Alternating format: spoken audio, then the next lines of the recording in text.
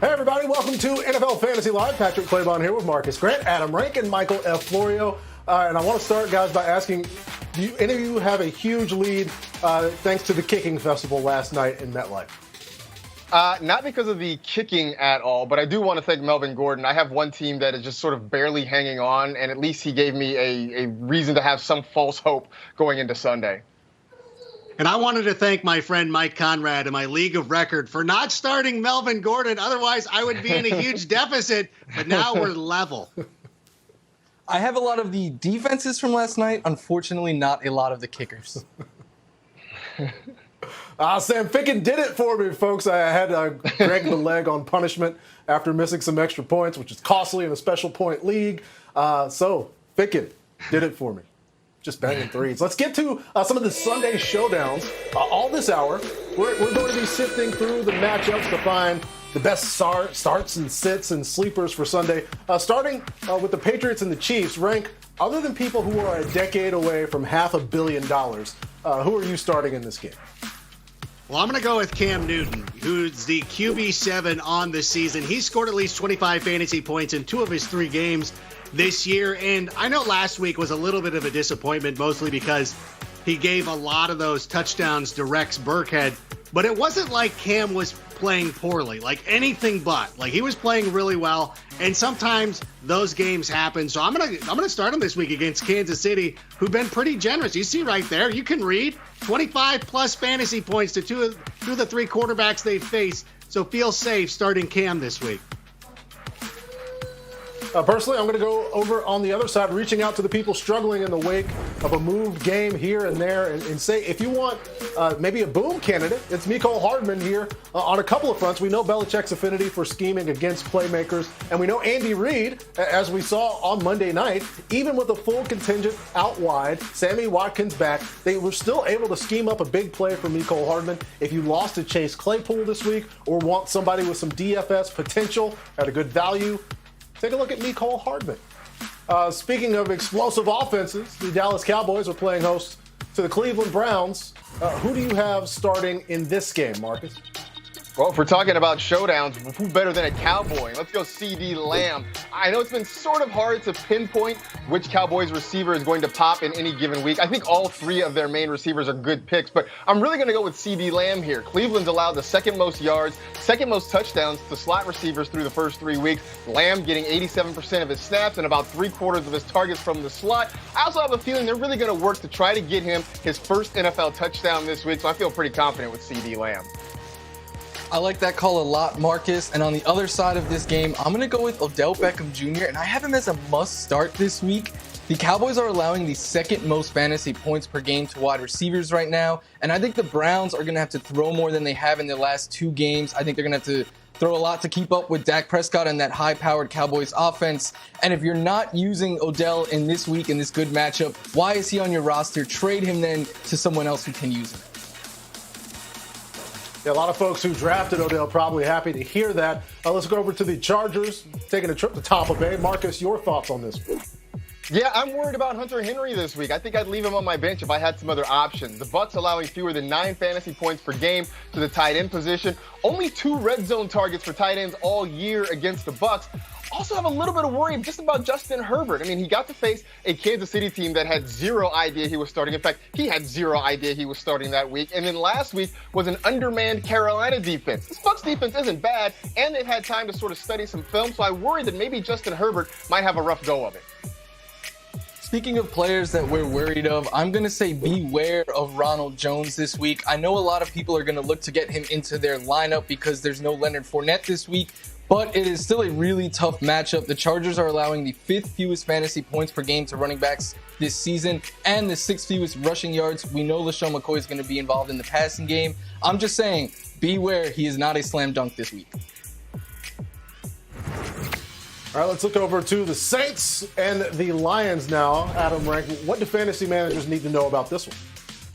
Well, I believe that Matthew Stafford is a nice sleeper candidate if you have a quarterback who's not going to play this week. I would go look at Stafford, who's had at least 2 touchdown passes in back-to-back games. Should have been 3, except, DeAndre Swift dropped one. But you know what? I'm not crying about that. But The Saints have allowed 20-plus fantasy points to quarterbacks in every game this season, including what happened last week with Aaron Rodgers. So if you need a quarterback, Matthew Stafford's a really good option. And I'll keep it going along those same lines, Rank. They did that. They allowed those points to quarterbacks with Marshawn Lattimore and Janoris Jenkins. Both of them are out on Sunday. And so I think a lot of focus from the remaining Saints secondary goes to Kenny Golladay, as it should. Maybe Malcolm Jenkins is on TJ Hawkinson. But what do they do with Marvin Jones, who played 91% of offensive snaps last week? He caught 100% of his targets. I know what to do with him. I play him against an injury-riddled Saints secondary. We got many more games to get to. We'll come back to our Sunday showdowns throughout NFL Fantasy Live today, but we're going to get to some developing stories first. We start with the Sunday matchup between the Texans and the Vikings. Is going to be played as scheduled this weekend per our NFL Network insider Ian Rappaport, and I have got these games backwards. We will start actually with the Vikings at the Texans game, a game that has been moved. No positive COVID-19 test this weekend. The Texans game will be played on Sunday. The game that has been moved is the Tennessee Titans game against the Pittsburgh Steelers, which was going to be this Sunday. It has been officially moved to Week 7. This week will serve as those teams' bye week. The Ravens-Steelers matchup that had been Week 7 will now be played in Week 8. Players on the Steelers and Titans can not be placed on an NFL.com fantasy injured reserve spot unless the player himself is placed on the COVID-19 reserve list. We'll move there to some more news in case you missed it. Able to catch you up on some things. The Packers wide receiver Allen Lazard will miss at least a month following core muscle surgery. Lazard had a big breakout performance last week and was one of the top 2 most added players in fantasy this week. And remember, Devontae Adams' status is up in the air for Monday night as well. Marcus, does this make Marquez Valdez-Scantling a must start? I don't know if it makes him a must start, but certainly he has a lot more appeal than he would have otherwise. Look, I was on the MVS train last week, and it turned out to be the big Lazard week. He does lead the Packers in air yards percentage so far this season, so that is a good thing. But with no Devontae Adams potentially, and we know for sure no Allen Lazard, maybe they ask him to run some more intermediate routes. I do think they spread the football around. The good news is the Falcons have allowed a top 20 receiver every single week this season, so there's potential for MVS to do some good things.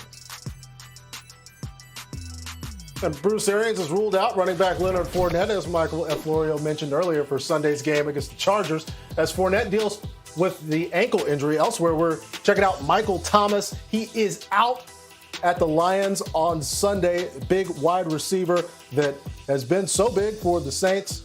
Rank, how are we handling this matchup without Michael Thomas this week? Yeah, this Saints offense looks completely different without Michael Thomas. And we saw the other night what they did. They turned to Alvin Kamara, who led the team with targets. And I know a lot of people have been expecting Emmanuel Sanders to step up here, but we just really haven't seen it. As I said, Alvin Kamara, the most targeted guy last week. Traquan Smith is also getting more targets than Emmanuel Sanders as well. So to me, it's really tough to trust him in your lineup this week. And even if you wanted to go with Jared Cook, the Lions have been really tough on tight ends as well, allowing the 11th fewest fantasy points to the position. So unless you have Kamara, I don't know that there's many other options that you can trust. And now we can get to another running back out of Tampa Bay. Bruce Arians ruling out Leonard Fournette for Sunday's game against the Chargers. He's dealing with that ankle injury. Michael Arians mentioned rookie runner Keyshawn Vaughan is going to be in the mix this week for the first time. Do you think fantasy managers should have him on their rosters? I don't think he is a player that you have to go out and add. Definitely not one you need to start. To me, he's more a player just to keep an eye on. He hasn't been active, like you said, so we really haven't gotten much looks at him. And we know that Ronald Jones is going to be involved early and LaShawn McCoy on the passing downs. And for those thinking long-term, when Leonard Fournette returns, he's not going to go away. So Vaughn is more someone to keep an eye on, but not someone that you need to go out and add right now. All right, let's get to a few other notable injuries to update you on going into the weekend. Chris Carson, currently questionable, maybe a game-time decision there. Also, Edelman and Ruggs playing heavily into their offenses, so pay attention to both of those matchups over the course of the weekend. In case you missed the Thursday Night Football action last night, Melvin Gordon was the top fantasy scorer with 25.8 points. Is the old Melvin Gordon back, right? Well, it certainly seems that way. And I remember on the show yesterday, we advocated starting Melvin Gordon. Maybe that's why my boy Conrad didn't play him, because he doesn't trust me, and I understand that completely. But what we've seen without Phillip Lindsay in this offense is that they're turning to Melvin Gordon. Without Cortland Sutton as well, he is their number one option, and they're making use of it. And he's making good plays, too. And if they get Brett Rippon out there throwing blocks, this guy's amazing. Another Bronco who had a big day yesterday was Tim Patrick. He led them in targets, catches, and yards. He also led them in air yards, which I think is significant because Rippon showed that he was not afraid to air the ball out yesterday. So could be a lot of deep opportunities for Tim Patrick. I still think Jerry Jeudy is the top wide receiver option here, but Tim Patrick could be a waiver wire name this week, especially if Noah Fant has to miss time moving forward. Well, looking at Sam Darnold here, and he did some up and down things. He had a long touchdown run, which was great.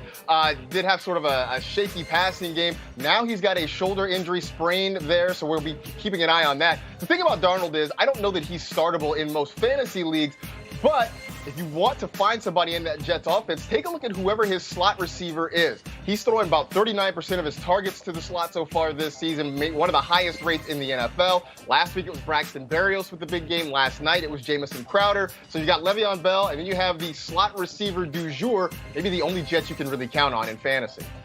Russ cooketh, and cooketh he has done all season. And it's led to some outcomes as we look at this matchup between the Seahawks and the Dolphins. Russell Wilson, 5th in the league in pass yards per game. The Dolphins, 26th in defending quarterbacks. The first fantasy scoring quarterback against the 29th defense.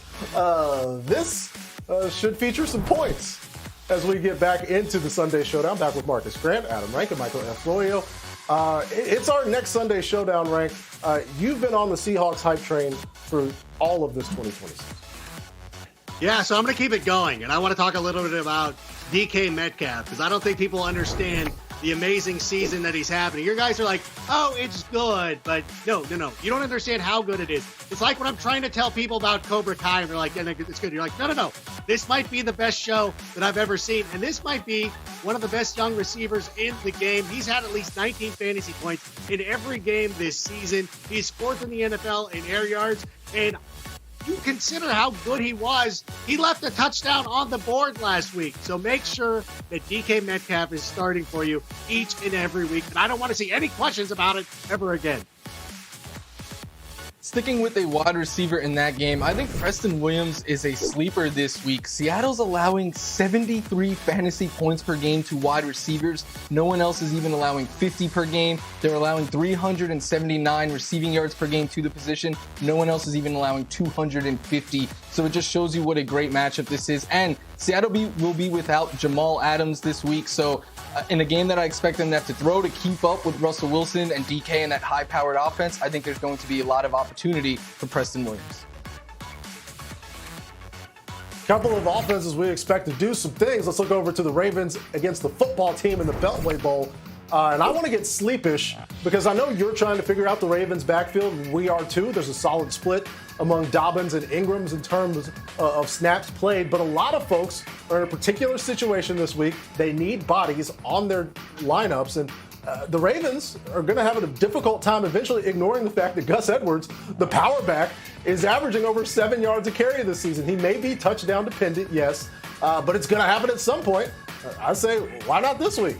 Go Gus Edwards. I like it. And sticking with a running back in this game, I'm saying sit Antonio Gibson. Look, I get it. He has scored double-digit fantasy points in each of the last 2 weeks, but it's because he has found the end zone and scored a touchdown. I don't love his chances of doing that this week. The Ravens have allowed just 1 touchdown to running backs this year and the 4th fewest fantasy points per game. I think this is a bad matchup for the rookie, and I would look to get him out of my fantasy lineup. So no Gibson for Florio. Let's look over to the Vikings visiting the Houston Texans. Marcus, who is your must start in this game?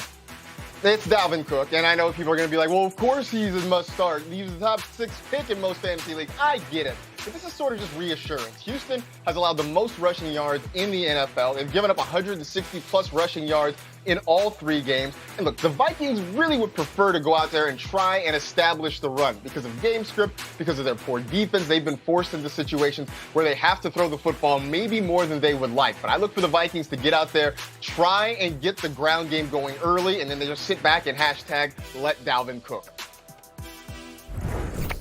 Everybody's cooking over the course of the weekend. Frank, who are we starting in this matchup? Well, I'm going to go with Deshaun Watson in this one. And I know that if you're putting this just based on production alone, that Deshaun Watson is a questionable should I start him or not. But what's not questionable is how that Vikings defense has been playing this season. They're Vino. Vikings in name only. They've allowed the third most passing yards per game this season. Quarterbacks are throwing for about 300 against them every time they go back there. So this is a get-right game for Deshaun Watson, and I'm expecting him to step up huge in this one. So that's what Adam Rank expects out of Deshaun Watson. And now it's time to break the ranks with Adam Rank and the architect of NFL.com's player rankings, Michael F. Florio. Each week, Florio carefully and meticulously stacks the players at each position by points. And then Adam Rank comes on TV and stomps all over his hard work. So it's fun. Rank, which quarterback placement are we destroying this week? Well, don't let my comfortable posture fool you, because I'm livid with the fact that I have to defend Aaron Rodgers and have to ask you, why is Aaron Rodgers not higher on this list? Believe me, I know they have some injuries at the wide receiver position, but the guy who has the most red zone targets this season isn't a receiver, isn't a tight end. It's running back Aaron Jones. And last time I checked, he's healthy and ready to go. Aaron Rodgers has thrown at least 3 touchdown passes in a game this season. And the Falcons have allowed the top scoring quarterback in 2 of 3. I'm really concerned that Rodgers might go for 500 yards in this game. I thought, listen, perhaps he should be the QB1, maybe 2, but you have him at 7? 7? I actually have him at QB8 rank, so one spot even lower than you thought. For me, it's just so hard because the top 6 quarterbacks have been so great this year that it's hard for me to put Rodgers over any of those 6. And then I really, really like Deshaun Watson's matchup against the Vikings this week. So for me, I put Rodgers 8 because I love his matchup. I do worry a little bit if they're going to rely more on Aaron Jones this week with the receivers banged up. And the one game that Jones went completely off this year was Rodgers' worst game of the year.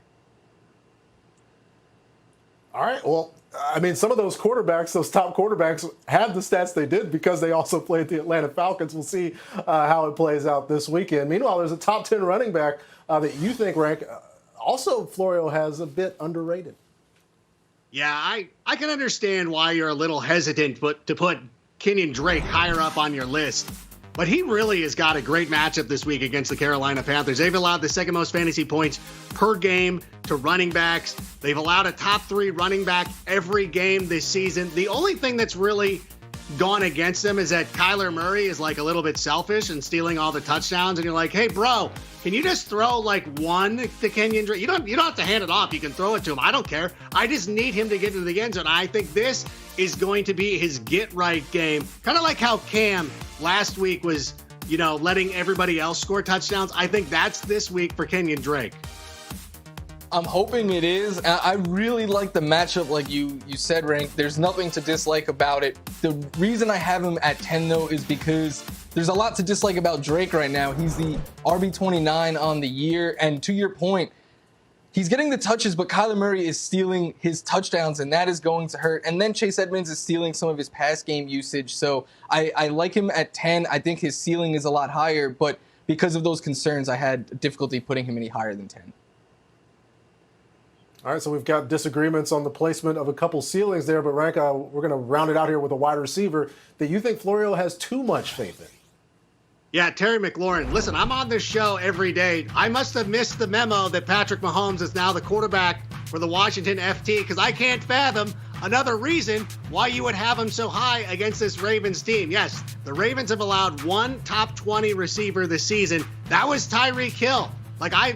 There's a chance that Dwayne Haskins doesn't finish the game as the starting quarterback. I just can't trust McLaurin. I love McLaurin. He's a great player. I don't trust the matchup, and I don't trust the quarterback. Yeah, last week I was too high on McLaurin. This week I'm too low now. The reason with him, though, is the matchup is tough. That's why I have him outside the top 20. But he's almost matchup proof in the sense that, like, he is going to get open and he is going to get his opportunities. It's just a matter of, is Haskins going to be able to connect with him? So McLaurin, for me, I lowered him because of the matchup, but his ceiling is still one of the highest in football once you get outside the top 20 wide receivers. Injuries taking their toll. You might not be feeling confident about your regular starting quarterback this week. Well, our resident filmmaker, Adam Rank, has something that's going to cheer you up. It's a comedy that's going to lift your spirits and help you get a win. Here's a look at who is now streaming.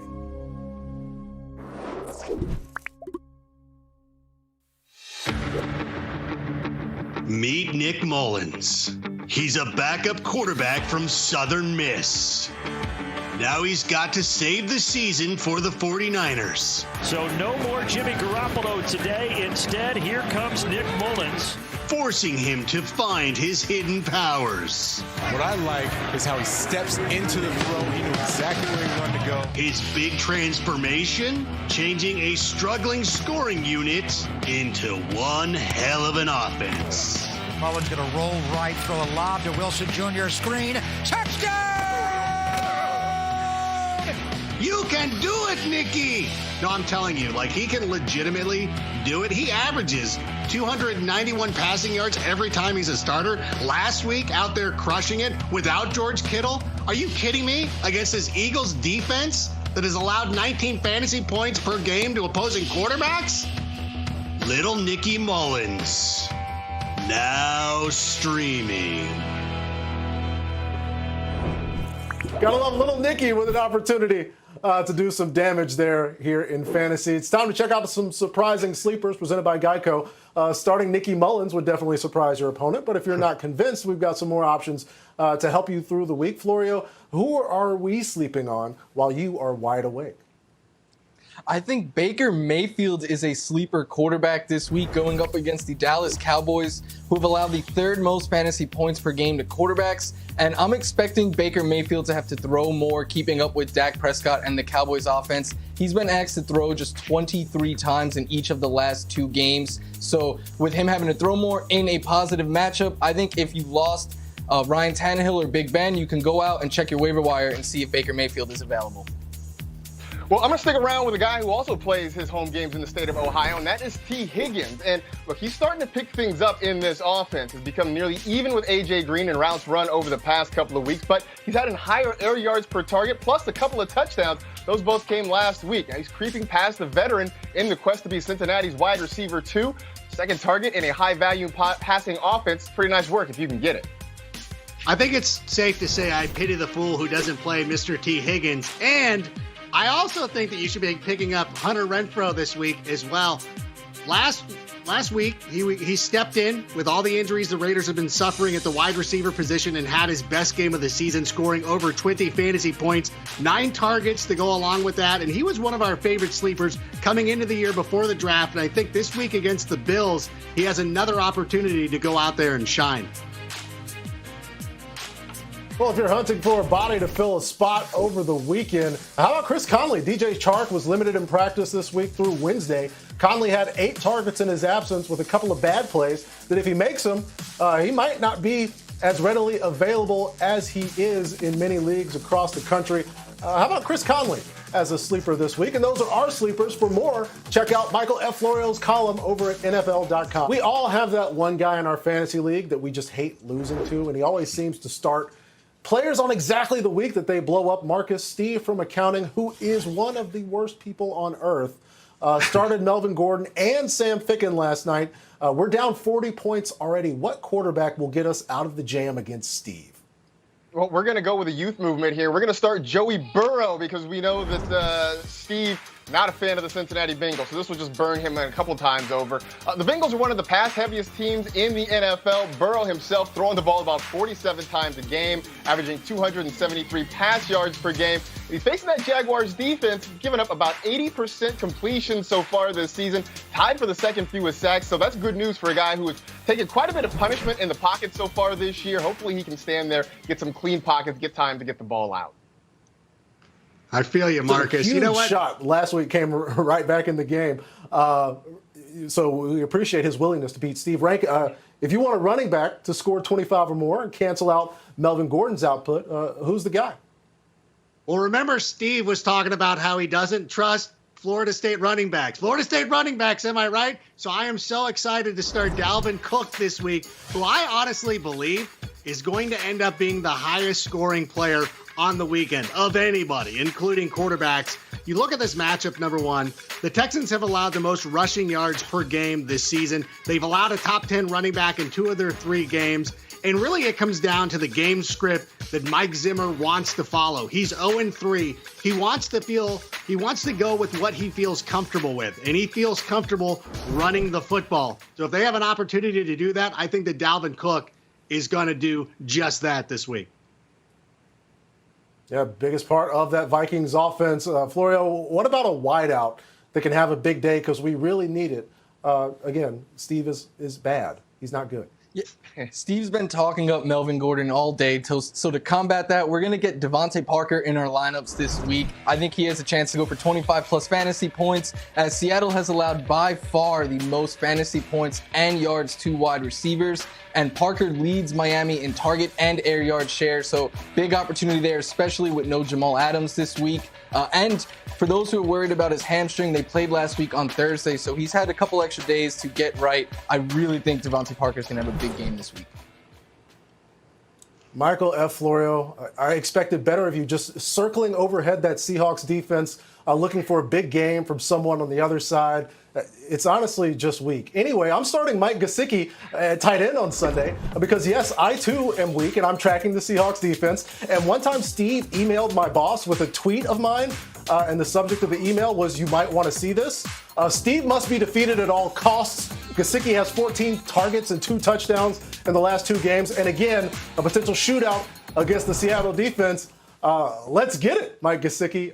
Let's get it against that Seahawks defense. We hope that everyone is able to topple their hypothetical or real Steve this week. And every week, we will help you do that. But let's dig back into some of these Sunday showdowns.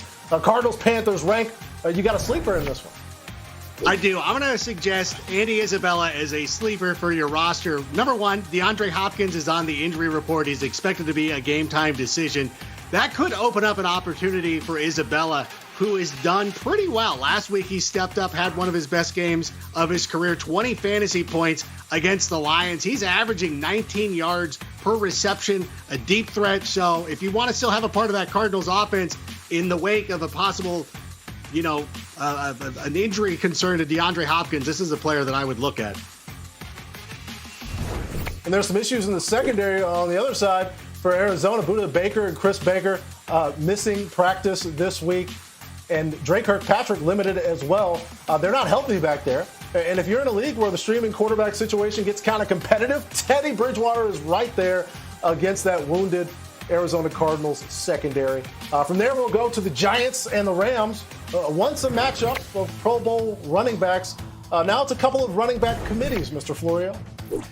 Yeah, with Cam Akers out again this week, I think Darrell Henderson is someone that you should all try to get into your fantasy lineups. He's gone for 120 yards and a touchdown in 2 straight games. And the Rams are running the ball more than any team this year at 54% of their plays. Plus, the Giants have allowed the 9th most fantasy points to running backs. And this is a game that I'm expecting the Rams to have a lead from early on, which should just lead to even more carries for Darrell Henderson. Well, where the Rams feel confident about their running back committee, the Giants maybe not so much, which is why I think Evan Ingram is poised to actually do something this week. I know it's been a rough start to the season for him, but maybe even more reason that they really try to move him around and get him going. The Rams have given up 3 touchdowns to tight ends. That's tied for 4th most in the league. And tight ends have been targeted heavily in the red zone against this LA defense. 8 red zone targets, tied for the 2nd most. The Giants have to get something going offensively, and Evan Ingram could be the guy to kind of get it kick-started. The offense has struggled. A couple of offenses that have not struggled, the Bills and the Raiders. And we got to start with our resident Bills fan. Yeah, Zach Moss is questionable right now, but he is trending like he in the right direction. It looks like he's going to play, and that is great because the Raiders is the best possible matchup for a running back so far this year. They're allowing the most fantasy points per game, the most receiving yards per game, and the most touchdowns to running backs so far this year. And that's big for Moss because he will be used in the passing game by the Bills, and he is their goal line back. So don't be surprised if he scores a touchdown this week. I'm going to start him, but I'm also going to say that Josh Jacobs is a must start. And I know this is obvious, but I know that there's some of you out there who have had injuries to the running back position. Maybe you've had some unexpected buys this week, and you just want to find a positive piece of your lineup. Josh Jacobs is going to be that player. He's got a great matchup this week against the Bills. Darrell Henderson had 20 points against them last week. He is going to do that and then some. Welcome back to NFL Fantasy Live. Let's make a day of it. Marcus and Rank have put together their daily fantasy football lineups for Week 4 Sunday games, not including Sunday Night Football. Rank, how'd you make your salary cap work? Well, let's take a look at the lineup that I have going right now, and I kind of went a little bit contrarian this week. You know, you heard me talking a little bit about the matchup that Dalvin Cook has, but I really like going with Devin Singletary here. I think that he has an opportunity against this Raiders defense to really do something because they've given up a lot of production on the ground. But I think where it's a little bit of an upset is I went with Jared Allen as my quarterback, and the Raiders have been Josh Allen, excuse me. But I think I know, listen, I'm living in the past apparently. I'm watching Cobra Kai, so of course. Listen, the Raiders have allowed the 5th fewest points to quarterbacks this season, so that's going to lead a lot of people to avoid them. But I think Josh Allen is special enough to be able to trust him in this matchup because of his ability to run, and so I paired him with Stephon Diggs as well. I'll get there. That was a struggle. The Bills stack there, Marcus. Marcus, did you also lasso one team extensively in your DFS lineup? I really did, although I don't have any former pass rushers that I can compare them to. We have talked a lot about this Seahawks-Dolphins game, so no surprise. And I really went heavy on some of these Dolphins players here. It was a combination of value and their potential production. You see there, sort of a double stack, but I'll talk about Ryan Fitzpatrick and Devonte Parker. We've talked a lot about how this Seahawks defense has really struggled against opposing passing games. They've allowed a top 10 quarterback every week, 5 top 10 receivers in the first 3 weeks. No Jamal Adams this week, so things are going to get even worse for that secondary back there. So I liked him. I also threw in Mike Gesicki to sort of make the double stack. But you see Devonte Parker, who's done a very good job as their wide receiver 1 this week. I expect plenty of opportunity for him. And again, the value was nice, so it allowed me to kind of be a little more aggressive in some other spots. Let's get some more Sunday showdowns. We got Jacksonville at Cincy. Rank, who are you starting here? Well, I'm going to go with Tyler Boyd. I'm trying to figure out which one of these Bengals receivers I want to focus in on the most, but Boyd has been the most consistent. His targets, his receiving yards, and his fantasy points have increased in each game this season. He's been a top 10 fantasy wide receiver in 2 consecutive games, so for me, that's who I'm going to go with. I'm going with a sleeper on the other side, and Keelan Cole. He's averaging around 6 targets a game, catching the majority of those. And yes, he's playing a defense that's one of the best in scoring against wideouts, but I think that's the schedule more than the defense itself. I think you could do much worse than Keelan Cole this week. Frank, we will stick with you as we go to the Colts playing the Chicago Bears. What do you see there? I really like Mo Alley Cox from the tight end position. He's currently right now playing at a high level. He's had at least 14 fantasy points in back-to-back games. He's a very athletic player, and I know that it's easy just to say Phillip Rivers loves to target his tight ends. But listen, there's certain things about Phillip Rivers that we just know, and one of them is that he loves to go to the tight ends, and this is a really good matchup against the Bears defense. The defense is good, but they've allowed a top 15 fantasy tight end in 2 of the last 3 games. Last week, Hayden Hurst got into the end zone, didn't do much more after that. So that's why I'm going to go with Mo Alley Cox this week.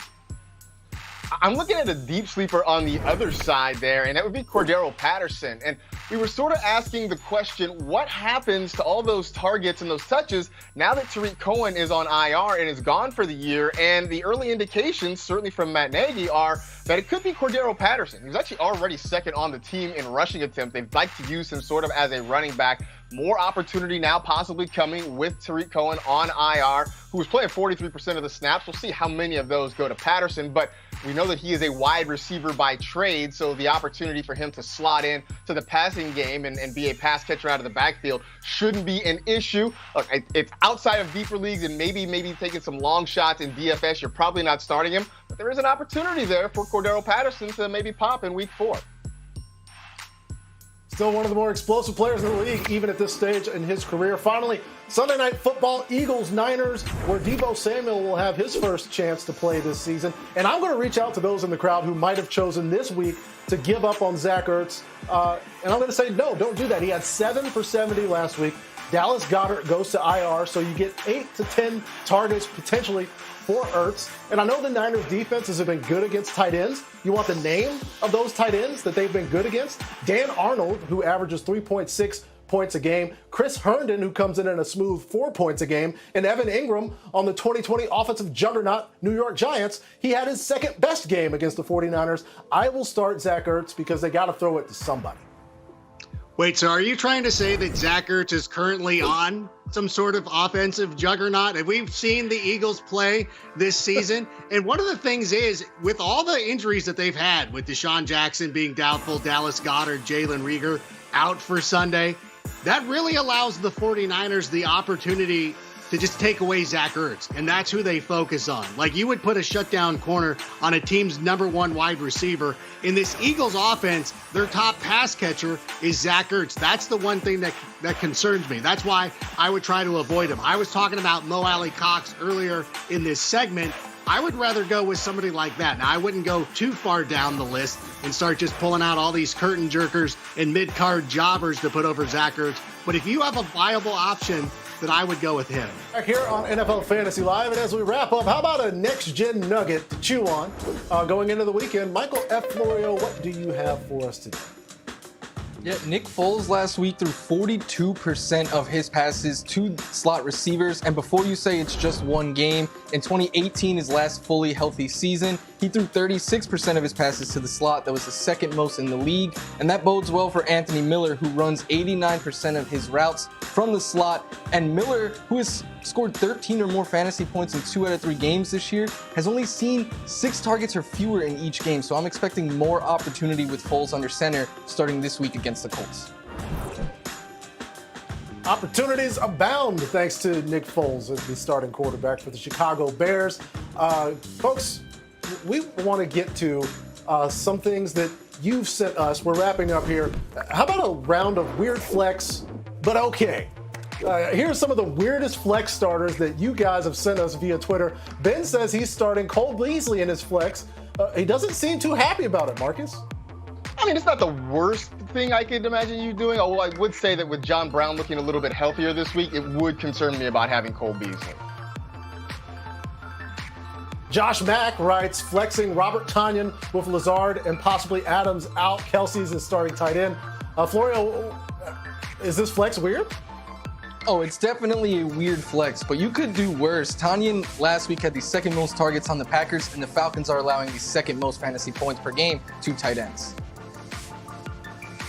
All right, here's one ranked. Pablo says he's starting current 49ers practice squad member JaMychal Hasty. He might get activated before the game, but what? You know what, Pablo? When I first saw this, I was dazed and confused. And then I realized Hasty went to Longview High School in Texas, the same high school as Matthew McConaughey, who starred in Dazed and Confused. Stardom.